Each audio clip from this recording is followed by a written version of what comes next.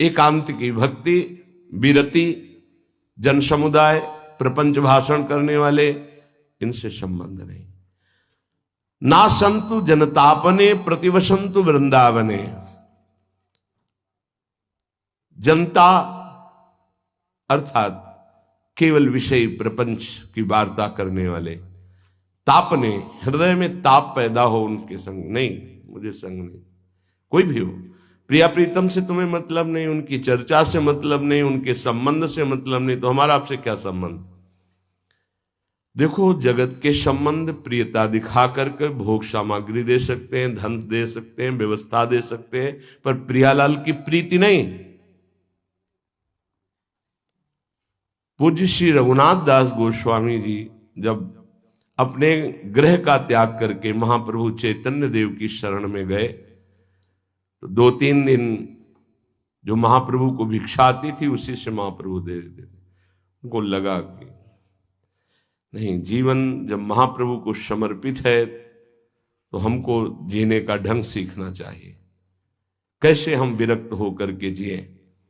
इतने में घर से भेजे हुए बहुत से सेवक, रुपया, सामग्री, रसोईया सब आ गया, क्योंकि बहुत बड़े धनी थे उनके पिताजी, और पिता के भाई दोनों के बीच में एक लाड़िले पुत्र थे पूज्य श्री रघुनाथ दास गोस्वामी, जिनकी समाधि राधा कुंड में विराजमान है।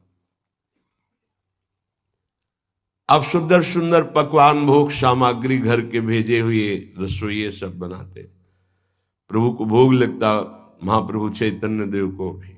और फिर विचार किया, क्या ये माता पिता के द्वारा दी हुई सुविधा वैराग्य में कलंक नहीं है?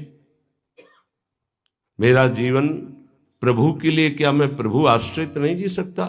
जब विरक्त हो गया तो माता पिता के द्वारा दी हुई भोग सामग्री से जीना निषेध है। प्रवृत्ति और निवृत्ति 2 मार्ग हैं। प्रवृत्ति मार्ग में स्वयं अधिकार हो जाता है पुत्र और पुत्री का माता पिता की संपत्ति पर, निवृत्ति मार्ग में नहीं, स्वीकृत नहीं है। निवृत्ति मार्ग में स्वीकृत नहीं। जिसने इस स्वीकृति को स्वीकार किया वो कच्चा ही बना रहता है पूरे जीवन, पक्का वो कच्चा बना रहता है। ये दृढ़ बात समझ लीजिए। आज तक इतिहास है विरक्तों का।